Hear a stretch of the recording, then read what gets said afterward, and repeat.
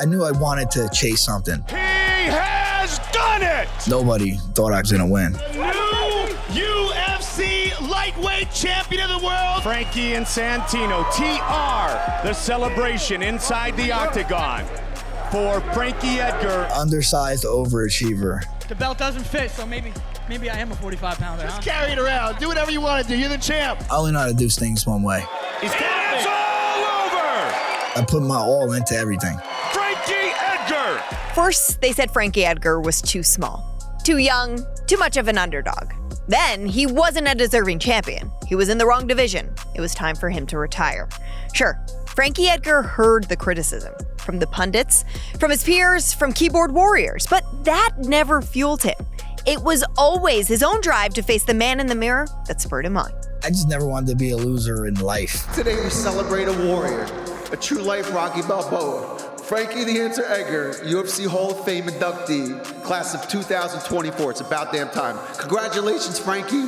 You're a hero to us all. This UFC Hall of Famer never took the easy road. He suffered brutal injuries. I ended up breaking my collarbone. I broke my orbital. Staph infection. I ended up getting quarantined in the hospital for like 4 days. You know what toxic shock syndrome is? Yeah, that's not usually for men. Okay, I had it in my face. He dealt with disappointment. I just think I was so close to the title many times. Frankie spent most of his career as an underdog, even as he ascended the UFC ranks and became a champion. But he never sold out for the spotlight, and he never dodged a tough opponent. He was fully focused on becoming the fighter he wanted to be, from his high school wrestling days through that last fight in the UFC. Everyone knows what Frankie Edgar did, but I want to know why he did it. Why run uphill for nearly 2 straight decades, especially after he won and defended a title so early in his career? What kept him going? And then, eventually, what made him stop? I'm Megan Olivi, and this is Becoming a Fighter, a UFC and Fanatics original production.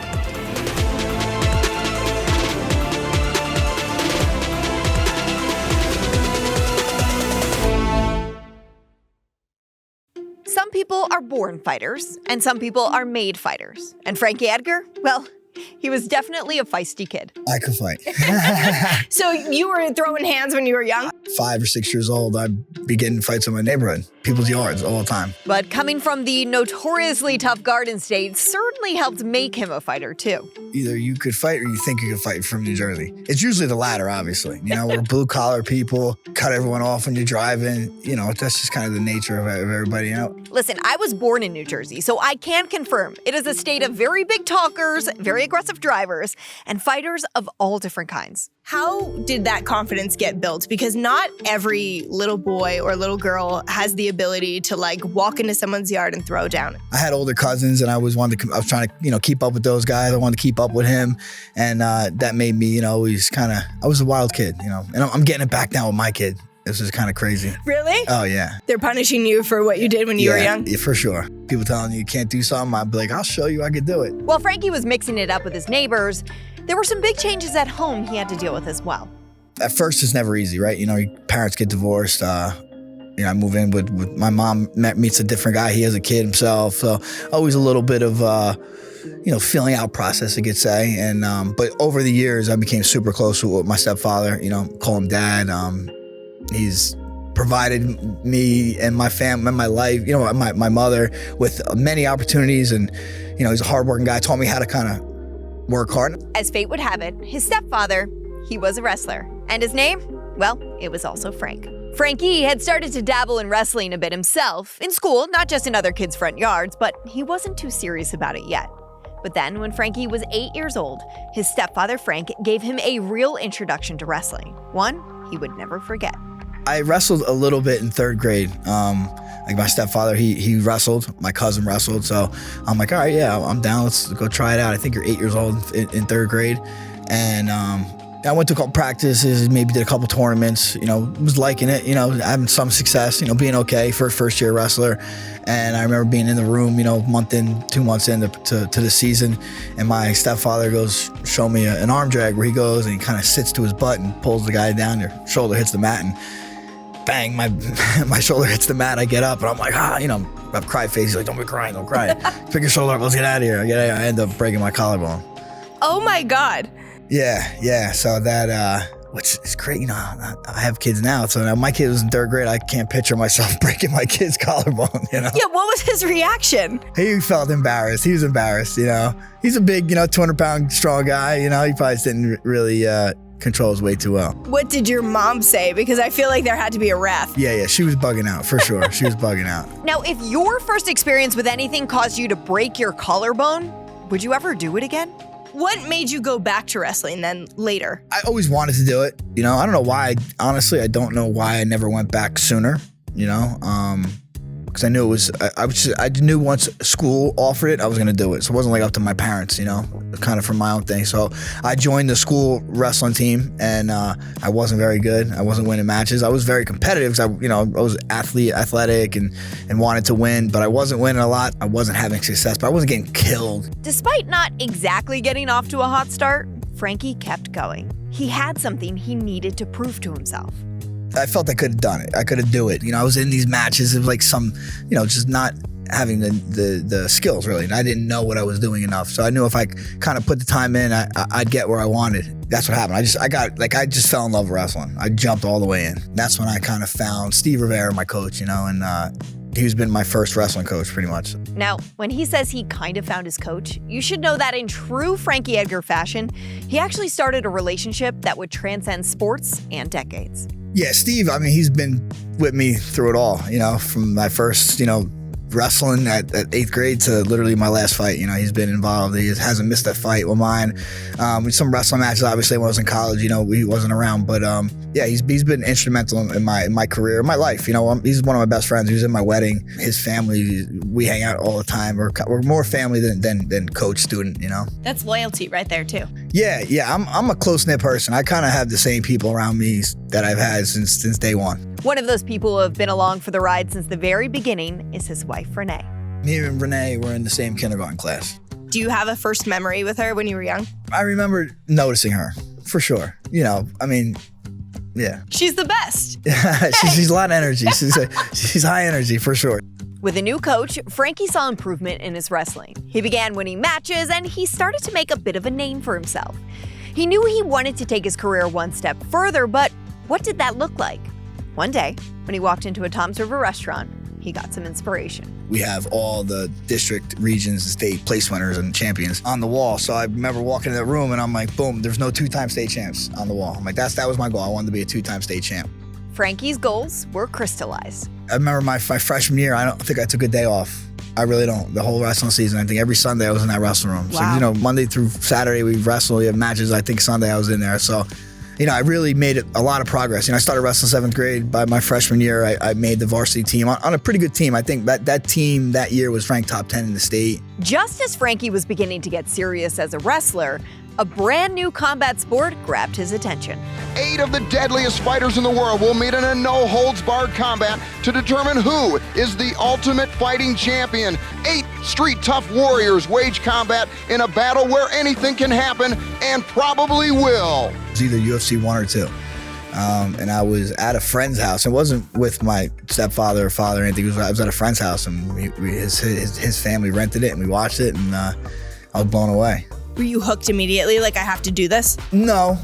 I was I was a wrestler, so I was like, oh, the wrestlers, man, let me check them out. And then, see Hoist Gracie go out there and do that. I'm like, what the hell is this, But, you couldn't find that there was no jiu-jitsu schools at the time. So, I just kept it to wrestling. Frankie's goal was to be a 2-time state champ, so he got right to work. And for those who don't know, New Jersey is a hotbed for wrestling. Some of the most talented wrestlers come out of the Garden State, so even to make it to the state tournament is a huge deal.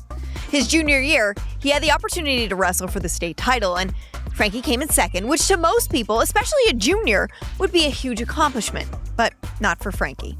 His second shot came the following year, but even after a tremendous senior season, Frankie placed 5th at state. His photo would not be gracing any of the walls at the restaurants in Tom's River. And I'll tell you right now, this former UFC champion and Hall of Famer, he's still not over it. I'm bitter. Yeah, no, I am. It's what it is. I've come to terms with it. You know what I mean? But I go to state tournament now. Go watch some young kids I help coach and wrestle, and I'm still bitter about it. Forever. I'll go to my deathbed bitter about it. After I lost in the States, I was so done with wrestling. But People talked to me to go into high school nationals. He fell short of the hand raise once again, finishing second. But his efforts caught the attention of scouts from Clarion, a school that has long been known for its tremendous wrestling program. But before he went off to college, he noticed something was wrong. The whole summer I was in pain, like couldn't do like toe raises on my left or right leg. Frankie had a herniated disc, a serious back injury that needed surgery. I had surgery, I think about 3 weeks before I had to report to college. And I just didn't tell anybody. I had a discectomy, so I had a piece of my disc cut out on my back, yeah. That seems relatively serious. I got surgery and went to school, and I just showed up. And I remember when we were getting our physicals done, and this guy's like, what was this? I was like, oh, I had surgery. So like, we had surgery? I was like, yeah, 3 weeks ago. Like, what? I was running, lifting, wrestling. I felt like I had to. Was there not like a guideline for rehab and I'm like sure the weaning in process? I did the 2 weeks of rehab at home, and I went there. I went to school. Would you do that again? Would you have not told him again? I guess, I mean, yeah, it worked out, I guess. I was on a full scholarship. I'm like, I don't want them taking that. I'm like, I'm just going to show up. And that's what I did. I wrestled that year for them. I started for the team. So it all worked out. As a coach now, what would your reaction be if you found out a kid had a discectomy? What are you, a dummy? You know? Whatever concerns his coaches may have had disappeared once Frankie hit the mats. Frankie's career at Clarion was prolific. He won 120 matches, qualified for the national championship 4 straight years, and landed in the school's Hall of Fame. But once again, he didn't get his hand raised. He wasn't the champ. You know, have some accolades, but again, just what's the saying? It's like kissing your sister. You know what I'm saying? It's like, it was cool, but it ain't that good. Why do you think you fell short in those situations? I don't know. Life just has that way of doing it. You don't seem thrilled about that though. You're like, yeah, whatever. Frankie Edgar never got his national title hand raised, but in the spring of 2005, he was set to graduate from Clarion and move on to the next phase of his life. He figured his wrestling career was probably over. After all, at that time, what options did he even have? But he did want to keep it going somehow. A few days after school ended, he went to work for his stepfather's plumbing business. So if you lived in South Jersey in the early 2000s and you called a plumber, there's a very strong possibility you had a UFC champ under your sink. How good of a plumber were you? Very bad. Were you? No, I mean, I wasn't mentally there, you know? I could dig a hole, I could lift pipe, I could, you know, we want to hustle, we could tell me to get some tools, I'll hustle, but you tell me how to explain something, not too good. Okay, I just wasn't mentally there, you know? That's when something on TV gave him an idea about how to put his passion for wrestling to good use. On this season of The Ultimate Fighter, 16 of the country's best unsigned mixed martial arts fighters are about to get the opportunity of a lifetime. The Ultimate Fighter Season 1 premiered while you were a senior? Our whole wrestling team was into it. I remember I was like, I got to give this a try. I felt like I was too athletic and too much of a, too much angst in me, I guess you could say, right? And I needed to get it out. And I'm like, all right, this is the perfect way to do it. He needed a way in, and the universe provided one. An MMA fight in nearby Atlantic City. He watched Kurt Pellegrino, another Jersey guy and future UFC star, win his fight. Afterwards, Frankie asked him to help teach him some jiu-jitsu. Now guys, remember, this was 2005. I don't necessarily recommend this approach from our listeners nowadays. Maybe send an Instagram DM or sign up for a class at a gym. But Batman, he obliged, and Frankie was a quick study, if perhaps a touch too confident. I was training for 3 weeks, maybe a month. Do you want to fight in a show? I said, yes. I wanted to know if I could do this. I didn't want to waste no time, you know?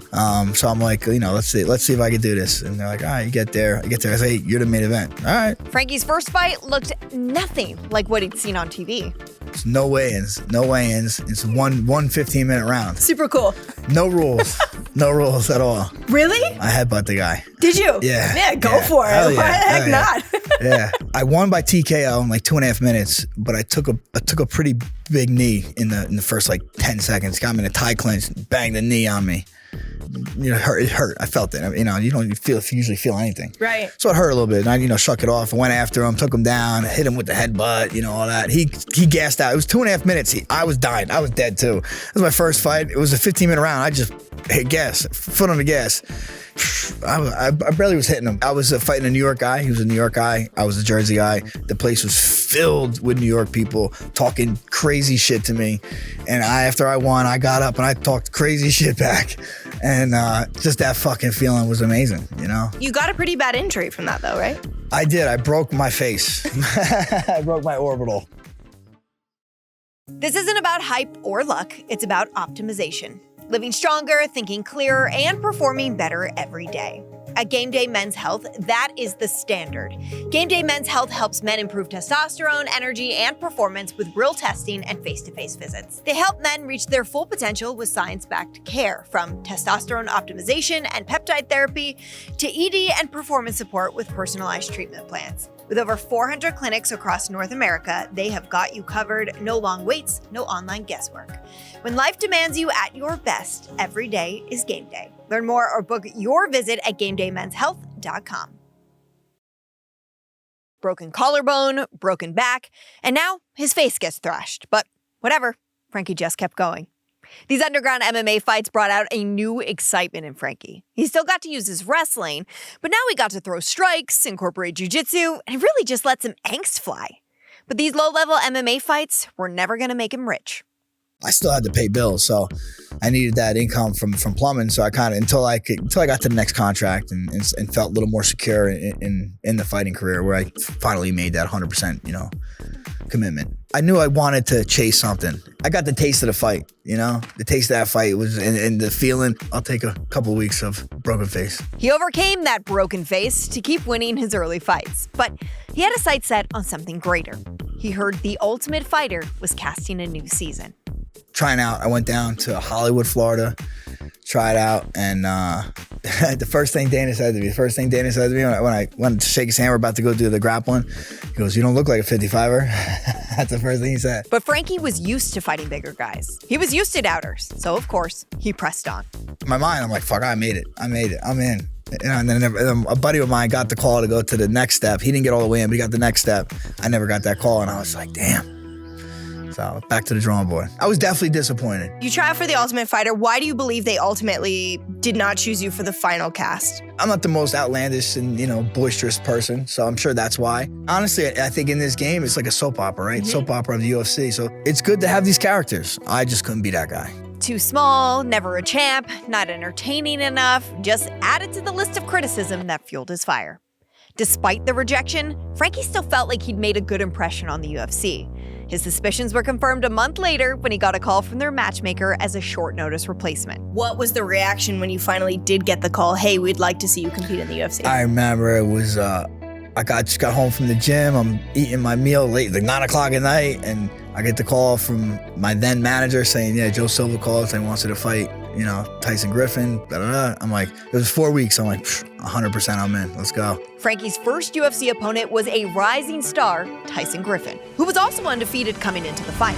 New Jersey's Frankie the Answer Edgar has seen his talent and hard work pay off after just 5 fights. This highly decorated wrestler turned to mixed martial arts in 2005 and has since stunned observers with his lightning-fast rise up the ranks. Of course, it helps when each of your fights is an impressive victory, and this tenacious battler is eager to make it 6 in a row against highly regarded Tyson Griffin. Tyson clearly wasn't too worried about the scrappy newcomer that the commentators repeatedly referred to as Frank Edgar. After all, Tyson had just won his UFC debut with a first-round submission. I got the call 4 weeks notice. Yeah. And I got a sinus infection so bad. Actually, I got punched in the mouthpiece in my tooth, and it gave me an abscess in my tooth, and it was killing me. So I go to the dentist. He gives me a root canal, and I guess a symptom or a side effect of a root canal is a sinus infection because it goes up into your sinus passage. So I got one of the worst sinus infections in my life. For 2 weeks, I was pretty much out of commission of those 4 weeks. But I could not say no to the fights. Now, a sinus infection was one thing. The thing that had dogged Frankie from his childhood, his size, was now becoming a real concern, but not in the way you'd think. The Tyson Griffin fight, I'm walking to the weigh-ins with Chris Ligori, and I'm like, dude, I need to stop and eat because I don't want to be too light on the scale. So I stopped and got it at the food court and got a cheesesteak at Mandalay Bay. Crushed cheesesteak weighed in, probably weighed in like 54. Every fighter's dream. You were just living it. I was crushing the buffet that whole week. There was no 145 or 135 pound division in the UFC yet, so Frankie was fighting guys bigger than him. Unlimited cheesesteaks aside, he had a serious uphill battle ahead of him to make it in the UFC. When the octagon door closed on Frankie Edgar for his February 2007 debut, he was undersized, sick as can be, and a plus 550 underdog at the sportsbook. I don't know if he's got enough arm strength to finish it off here. Leg bar. Oh, knee bar by Tyson Griffin. This is tight. This might be. Can he finish it? Right here, man. Can he do it? 37 seconds to go. Look at the torque on the leg. Oh, and he's turning his arm around. That's bad. Oh, that is deep. Oh, I'm tapping and I'm not even in there. Edgar, will he persevere? Tyson Griffin is he's gritting his teeth. 14 seconds. 10 seconds. I think Frankie Edgar's going to make it out of this round, but I don't know if he's going to make it out with a knee that's functional. Wow! Edgar survives the submission attempt and earns his first UFC win. Frankie outlasted Griffin after a brutal knee bar attempt late in the bout. He was 1-0 in the UFC, but that fight was a battle. I could not say no to the fight. So obviously I fought. And I was good. You know, I was definitely tired. That fight, I was tired too. I didn't show it. I think I showed it a little bit, but I threw up after that fight. I thought it was from a concussion, but it was from being exhausted. He was stretched too thin. Frankie was still only a part-time fighter. He had not one, but two other jobs. It was tough. I remember getting up. I'd get up at 6 a.m., get to the shop by 7, work till 3, and then I would go coach wrestling if it was during the season at the high school that year. And then I would leave wrestling, go to the gym, train till about 9 o'clock, and do that all over again. Oh my gosh. Yeah, it was rough. That was rough. Rough time. Like 2 years. I was hating life. I was engaged. I was trying to get married. I bought a condo. Like I couldn't just be like, all right, let me just try to chase my dreams here. I still had to pay bills. Frankie was trapped in the place that so many fighters are at first, stuck between his dreams and reality. It didn't help that following Frankie's first win, he kept getting handed extremely tough fights. First, another undefeated opponent in Mark Bocek, and then Spencer Fisher, who was 20-3. I feel like that's always been a little bit of a story of your career. It was like, well, let's give Frankie this guy to see if he can be this kind of guy. Right. Did you feel like it was a personal thing or just your size or just the way the sport goes? Yeah, I just think it's the nature of the sport. It's the nature of life, right? I mean, nothing's easy, and I never said no to a matchup. So, but I felt like, I get Tyson. He almost gets me a knee bar. Like, all right, give him Bocek, fucking world-class jiu-jitsu guy. So then I rock him, finish him. Oh, he's got to stand up. Let's give him Spencer Fisher. But honestly, that's the best way for me to prove it to myself. I handled this guy, I handled that guy, I handled that guy. You got to be able to handle all different styles. After winning his next 2 fights, Frankie was finally able to quit his day jobs and train full-time. But as he climbed the UFC ladder, the opponents just got tougher, including his next one, who had made his name for himself the way Frankie had hoped that he would, by showing out on The Ultimate Fighter. Gray Maynard and Frankie Edgar are two of the best up-and-coming lightweights in the world. Tonight, the winner makes the move from prospect to true contender. Gray Maynard was a rising star in the UFC, which Frankie already knew from watching him on The Ultimate Fighter. But in April of 2008, Frankie had more in his mind than revenge for a casting choice. I was getting married 10 days after the fight. It's like all those things. I mean, I don't think maybe that's why I got a little tired. Is that my anxiety or something? But that was the first time. Again, no one. My first 3 fights, no one cared who I was. No cameras in my face really. I was tired of that fight. It was the elevation. The first time I didn't go out early. I just didn't have the knowledge. Not that I didn't have the knowledge. I just didn't think. I was like, ain't fucking altitude gonna mess with me. Right. All 3 judges score this contest 30-27, declaring the winner by unanimous decision, Gray the Bully Maynard. During lead up to that fight, that was my first time I was a full-time fighter. And I had too much time on my hands because I didn't have like a team. In my mind, I'm like, this is not a way professional fighters should train. So I need to do something about that. And then the loss to Maynard really highlighted that for me. So I'm like, all right, my buddy Chris Ligori, we were both kind of in a crossroad. Like, all right, we got to find somewhere to train. Frankie got serious. The fight with Maynard showed him what the best of the best looked like, and Frankie would do whatever it took to get himself there. Now married and able to train full-time, he increased the intensity of his training sessions, which led to 3 straight wins. Suddenly, at 6-1 in the UFC, Frankie had earned a shot at the title. One problem. Standing in the way was a man who many considered to be the most dominant lightweight in the history of the UFC. The undisputed lightweight champion of the world, BJ Penn! UFC 112 was the first card the promotion ever put on in the Middle East, and it was bringing out some of the biggest names, including Anderson Silva and Frankie's opponent, BJ Penn. A former welterweight champion, Penn was considered unbeatable at 155. He hadn't lost a fight in that division in 8 years. Anything other than a dominant victory for BJ would be one of the biggest upsets in the history of the sport. Again, Frankie was a huge underdog. This time, the books put him at plus 600, and even his own team likely had doubts. Nobody thought I was going to win. I don't know if Marco Ricardo thought I was going to win. You know, I think they did. I mean, at least they faked the funk enough for me to believe it. But and I get, like, I knew I could. I believed I could. But of course, it's been in the back of your head. But whether it was next level confidence or, let's be honest, a touch of insanity, Frankie Edgar came out firing against the champ. Got him, Dan. Take down. Look at that. Wow. And that is the second time Penn has been taken down. That one much more authoritative. But right back up is the prodigy. Maybe the first time at lightweight. First time in a long time, Joe. Who else is taking him down at lightweight? Nobody in over 6 years. He has not been taken down at lightweight in over 6 years. This is getting very interesting. The fight went down to the wire. All the training, all the belief, all the near misses in Frankie's career kept his legs moving and his head slipping. He had nothing to lose, and he fought like it. All 3 judges scored the epic fight differently. It was a controversial decision, but each had the same result. For the winner, and new UFC lightweight champion of the world, Frank the Answer Edgar! He has done it! Tremendous performance. Enjoy it. Congratulations. The belt doesn't fit, so maybe I am a 45-pounder. Just carry it around. Do whatever you want to do. You're the champ. Ladies and gentlemen, the new champion, Frankie the Answer Edgar. I'll never forget when they were reading the judges' scorecards, and they said 50-45. I was like, it's got to be me. It's got to be me. That's what I kept saying. It's got to be me. It's got to be me. And thank God it was.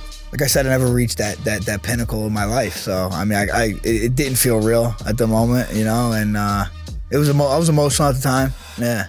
Rightfully so. Yeah. The kid who lost the state championship in high school, who never was an All-American in college, and was too small for the Ultimate Fighter? Yeah, that kid. He just shocked the world. Frankie Edgar, UFC champion. Before I beat BJ, I believed I could. Now I knew I could. I did it. For me to believe I could beat him, that's a crazy false confidence, I guess, a little bit. But once again, Frankie's body paid the price. Actually, I came home and I had a staph infection. Frankie, jeez. I ended up getting quarantined in the hospital for like 4 days. Oh my Literally God. the week when I came home. Critics saying the win was a judging fluke on a razor-close fight. The clock was already ticking for him to prepare for a title defense. And I come home, and then I get a call from Dana saying, "Hey, we want to do a rematch." I'm like, "Yeah." I'm having a kid in a month. I was having Santino. I'm like, I'm having a kid in a month. He's like, "Well, we wanted to go. We're thinking June, July." I'm like, "Dude, just give me to August. Can you give me to August?" Like, I'll give you to August. So then we ran it right back. The media was saying, "Yeah, it was a fluke." I mean, he's gonna, they're gonna do a rematch. He's gonna get smashed and back to normalcy. If you do something once, there's no reason you can't do it again. Frankie knew what he had to do. 11th UFC title fight for BJ Penn. Second title fight for Frankie Edgar, leaving no doubt tonight on who the best lightweight in the UFC is present day. The first fight, I kind of held back a little bit, but I was just very careful. In the second fight, you see, I grabbed him, I went right after him. I didn't think, can I take him down? I was like, I took him down twice last time. Now I'm going to take him down again, and just keep doing that. So I felt like For me, it was a great fight with BJ. I feel like I showed all areas of skill. The striking I had down, the wrestling I had down, even the jiu-jitsu, like I said, he had mount on me. I had to do a mount escape, stuff like that. That was always my goal in MMA. I wanted to be able to like a literally well-rounded guy. With another victory over Penn, Frankie held on to the belt and staked his claim to UFC history. And if beating BJ Penn twice wasn't hard enough, his next title defense came up against the only man to have ever beaten him in the UFC. His nemesis, Gray Maynard. I don't remember much of the fight. Round 3, my ankle's hurting. I'm like, why is my ankle hurt? I had no idea. It's because when I fell the one time, I tore my ankle apart. Now, in retrospect, I'm proud of that performance. Getting up how many ever times and still, slinging it out. Frankie battled his way through, but ultimately fell short of victory. The fight was a draw. He held on to the belt, but was now locked into a third fight against Maynard, with his place at the top of the division in jeopardy. It would all have to get settled at their rubber match at UFC 136. Now, this wasn't just any title fight, though. It was picked to headline a stacked card with guys named Aldo, Sonnen, Pettis, and Miocic fighting as well. The 12th round of competition between these men. And you hear Gilbert, his boxing trainer, he hurt him! Uppercut by Edgar! Edgar looking for the finish! He's out! Maynard's in trouble! It's all over! Unbelievable! Frankie Edgar remains the lightweight champion! Frankie Edgar retains his title in devastating and very satisfying fashion for him.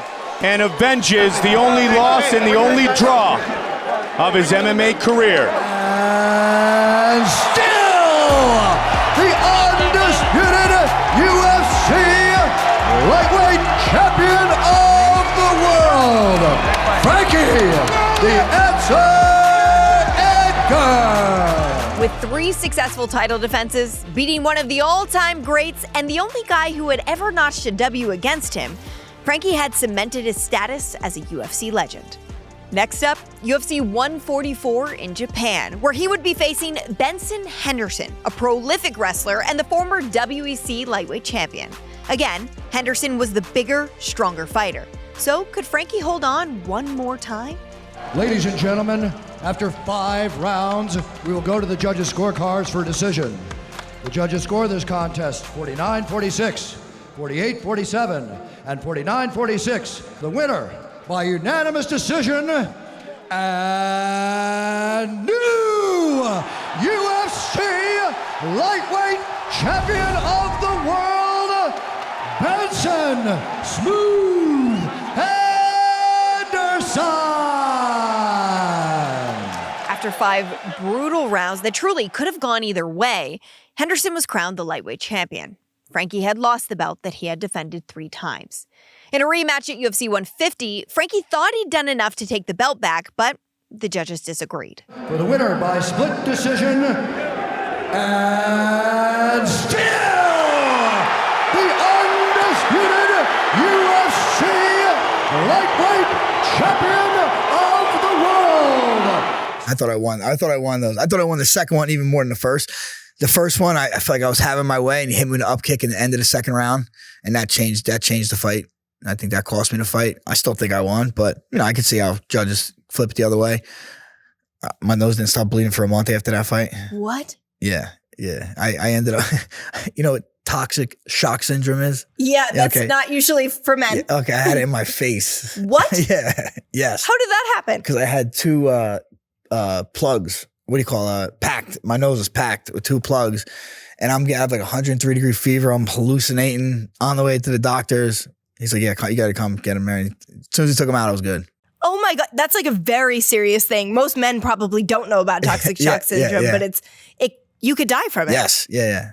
Oh my God, Frankie! Your life. I've been through it. Just the injuries and the illnesses alone are stressing me out hearing that this. was wild because literally my nose bled for like a month just because I think when I tried blowing my nose and I blew the blood vessel. So they tried going through your artery through the groin. Twice they did it up here to burn it, and it still didn't work. Oh my God. It was a nightmare. Super comfortable too, I'm sure. Oh, I was miserable. With another horrific injury behind him and a title shot probably a few fights away, Frankie had one goal. My goal Even before I ended, I wanted to be a champion again. You know, as soon as I lost it, I wanted to be a champion again. But how? Big news, UFC and sports fans. The world's #1 sports fan festival, Fanatics Fest, is making its return to New York City. Fanatics is bringing you closer to the leagues, teams, UFC fighters, and athletes you love across 4 action-packed days in July. Meet your favorite athletes, get your hands on exclusive merch, catch live podcasts, and interact with the biggest names in sports. Tickets are on sale now, and fans of this podcast can use code UFCFight10 at checkout for a 10% discount. Head to fanaticsfest.com to get your tickets today. 2 years earlier, in 2010, the UFC had finally introduced the 145-pound featherweight division. I was like, damn, I just lost 2 to Benson. So I know getting a shot at him again is going to be tough. So what's the fastest route to a title is probably 45.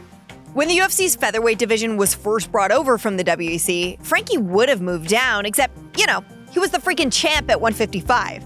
But now, the timing was right, and he saw the appeal of fighting at a more natural size. But moving down a weight class would come with its own complications. The first weight cut to 45 was tough because I was like, oh, I've got to cut weight now. I didn't want to make that mistake saying, oh, you're going down fighting smaller guys. Well, yeah, but smaller guys are usually more athletic and faster. You're giving up some, but you're taking some too.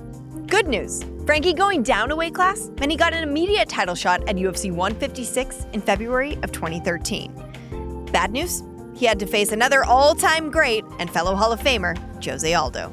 Where's Jose Aldo at in terms of all the opponents you faced? The toughness and the durability and just, the skill. He's got to be at the top. Yeah. So athletic, so fast, strong, timing. He just, he's so hard to take down. After 2 straight title losses to Benson Henderson, Frankie was dying to get back on top. But that fight against Aldo didn't go his way either. For the winner, and still the undisputed UFC featherweight champion of the world, Jose Aldo Jr. They went the distance, but the judges ruled unanimously for Jose. But Frankie was undeterred. He went on to win his next 5 fights at featherweight, including a 3rd victory over BJ Penn. In July of 2016, Frankie was back in the title conversation with a rematch against Jose Aldo on deck. It had been 6 years since he first wore that UFC belt. Now Frankie was right there, ready to regain his place at the top of the mountain. He just needed to get by Jose Aldo first. Yeah, I mean, it's very dangerous for Frankie to move in on this guy.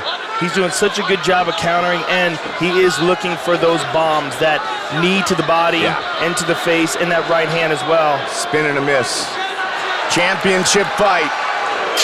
And they go the distance. Aldo and Edgar fight the full 25 minutes once again. The fight went a full 5 rounds, with Aldo once again getting a unanimous decision. I had a great camp. The conditioning was great, everything. I just think the goal, I'll be honest, I think it kind of, towards the end of my career, I just go. And it's like a bad habit. Yeah. In my mind, I think that, because that's usually the game plan. And that wasn't working. I kept going to it, and I should have adjusted. I give it up to Aldo. He fought a great fight. I think I laid an egg. That was one of my worst performances. Now 34 years old, Frankie knew he couldn't keep doing this forever. But he was still in the mix for the belt, so Frankie kept grinding. He took on a murderer's row of featherweights: Jeremy Stephens, Yair Rodriguez, Brian Ortega, and Cub Swanson. After beating Swanson in 2018, he was a stunning 23-6-1 in his career. And in 2019, at the age of 37, Edgar would get one more shot at the featherweight title. This time against 27-year-old Max Holloway at UFC 240. Holloway was coming off his first loss in over 5 years, and Frankie felt like he had a real shot. Good right hands by Frankie. There's a sense of urgency from Frankie Edgar, and I think he really needs that. This is it. This, at 37 years old, this could be the last time he challenges for a title if he gets turned back. Good combination by Frank, and Max returns.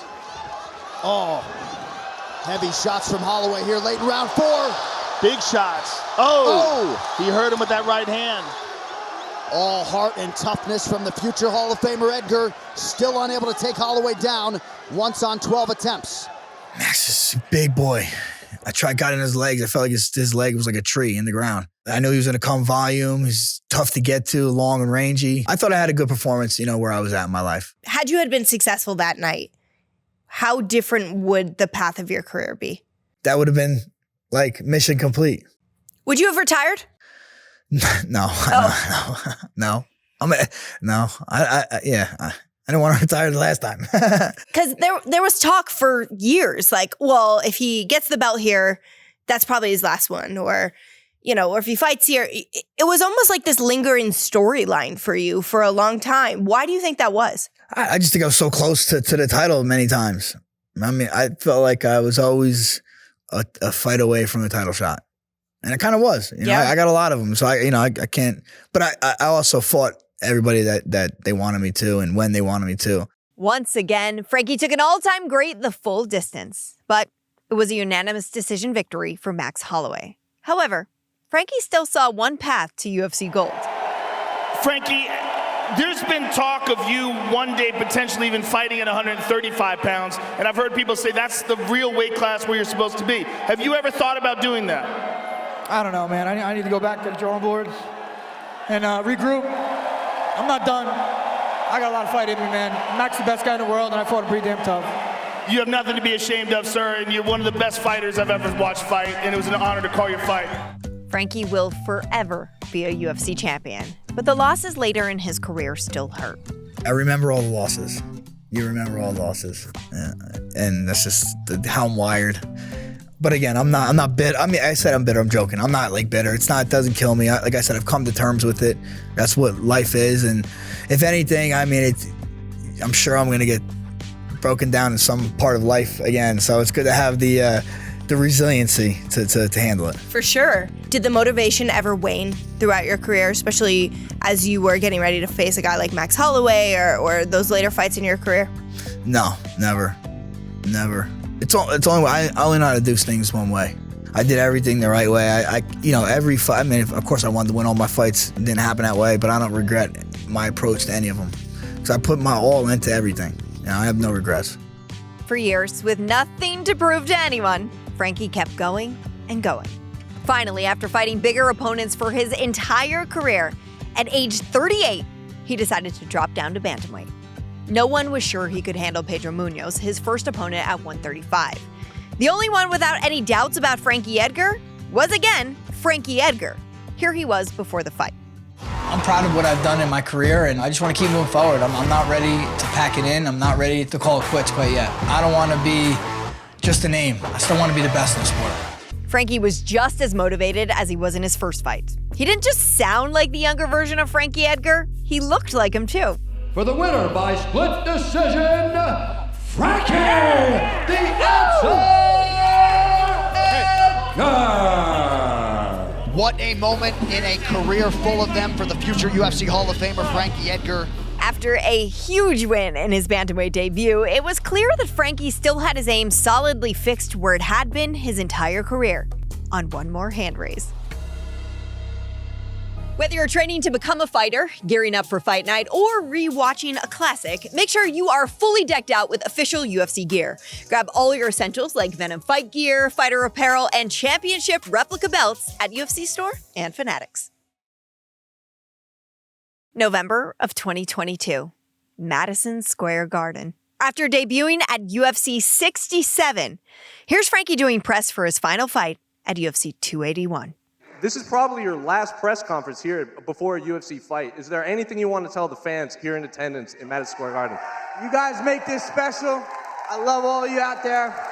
One more fucking ride, baby. His last fight would be at home, in his backyard, at the Mecca, the world's most famous arena.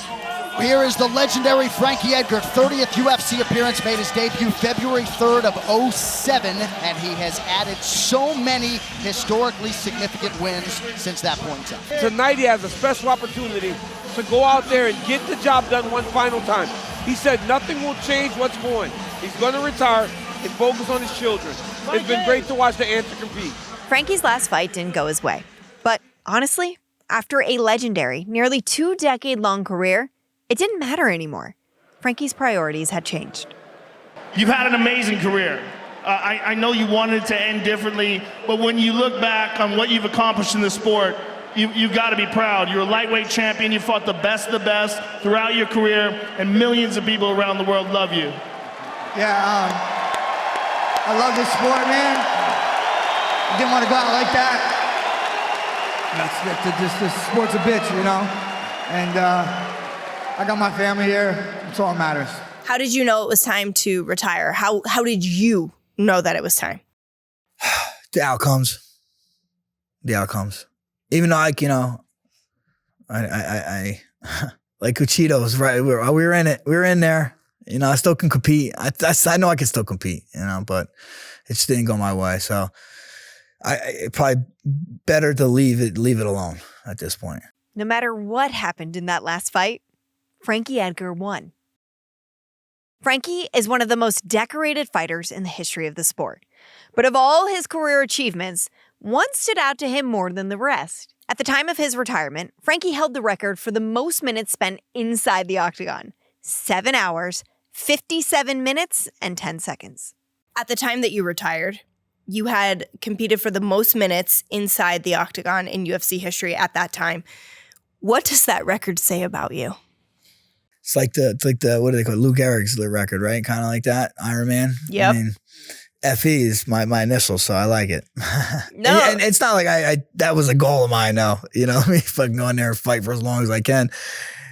I mean, would love to get all first round knockouts. Yeah. You know, that probably would have been a little bit more better on the body, but that's just who I am. You know, I'm a resilient, persistent person, and that's kind of shows I guess through the fight time. The man who everyone doubted had fought longer than anyone else. He had proven everything to everyone, including himself. And he was cemented as a fan favorite. So, after a trailblazing career like none other, there was only one place for it to end: the UFC Hall of Fame. So, what's Frankie been doing since he retired? Well, he lives in Toms River. That's no surprise, right? And there's pictures of him at not just one restaurant, but pretty much every single restaurant in town. And now, he coaches wrestling for his kids. I love it. I love in wrestling, the way it works, I mean, you know this, like, as soon as you wrestle, you almost start coaching because you're coaching a kid next to your teammate or kids younger than you. And I'm a coach. I can't help it. You know, I'm going to always do that no matter what, even if I'm not getting paid to do it. Now that you're coaching, you know, and you've got your kids, have you broken any collarbones? Have you smashed any faces? I mean, has there been any accidents there? No. I'm a careful coach. Of course, Frankie brings gentleness and genuine kindness to his young wrestlers because that's what he's been surrounded with from day one. Frankie has kept the same group close to him all these years, which is as much of a tribute to that support system as it is to him. It's the people you surround yourself. These experiences that I've had are amazing, but they're so much better because I experience them with people that I care about and people that care about me. It's the same people around me since day one. Same team, same coaches for the most part. And it's cool that my wife got to kind of see it from high school to this. Frankie says high school, but reminder, he's known Renee since kindergarten. Loyal doesn't feel like strong enough of a word to describe Frankie and Renee Edgar. She's been in it through all of it, pretty much, you know. What does Renee think about your ambition in life? Because you are a unique individual with your ability to continue to push forward. Yeah, she'll tell you I'm crazy, you know. But we're good for each other, you know, because she's a little crazy too. Frankie, when you look back on the Frankie Edgar story in mixed martial arts, what's the moral of it? The undersized overachiever, right? And just, you know, don't you're gonna get knocked down, but it's okay. You can get up again. When it comes to your core, what really makes you a fighter? Your heart. Everything is the heart, you know. I guess the heart is also your mind, you know. So those two together, you know, strong mind, strong heart, there's nothing you can't do. I always say no one became a fighter because their life went perfectly. In Frankie's case, you'd never see the scars that accompanied his journey on such a difficult road. Frankie is a fighter because of his loyalty, his fearlessness. His battle was always within to prove to himself that he could do anything. He never took the easy road. He climbed the tallest mountains, braved the toughest opponents, and stayed in the fire longer than anyone else. Literally. He did it all with his original team and without one media skirmish along the way. Frankie did it all right. He hasn't just impacted his teammates, rivals, and other onlookers in MMA. He's impacted everyone around the sport as well, including me. So many athletes, when you retired, talking about what a leader you have been for them, you know, whether they've trained with you once or 1,000 times, and just how much of a difference you've made in their lives by your example, not just what you say, but also what you do. When you hear other people who have competed in the UFC say that, what sort of emotions does that evoke? Yeah, no, it means a lot, you know, coming from your peers. That's probably the best acknowledgement you can get is from your peers. And I'm not good at taking compliments, so it feels really weird for me. I have to just say this. You were the first ever fighter to be nice to me. You were the first fighter I worked with. And you were so kind, and you did not treat me like I probably should have been treated, like this dumb girl who's just trying to find her footing. You gave me so much respect. So I feel like I owe a debt of gratitude to you. You have just always been the most professional, kind person to work with. I love your family. Thank you for doing this. Well, thank you. I guess I always had a good eye for talent, right? You know what I'm saying? So, Thanks. No, you're amazing. You do a great job, and it's a pleasure talking with you. Thanks. I'm not crying. You are. Some of the wrestling footage you saw in this episode is courtesy of the Beat the Streets New York City organization, an organization that is very near and dear to my heart and Frankie Edgar's as well. They serve the youth across New York City, all 5 boroughs, and help them not just develop into great wrestlers, but great human beings as well. If you're interested in helping, btsny.org is their website. Any support you can give will be much appreciated. Thank you so much for listening to this episode of Becoming a Fighter. And thank you to Frankie Edgar for telling his story with so much honesty. This episode was written and produced by me, Nick Brown, Laura Gilbert, and our friends at Blue Duck Media. Until next time, I'm Megan Olivi, and I'll see you at the fights.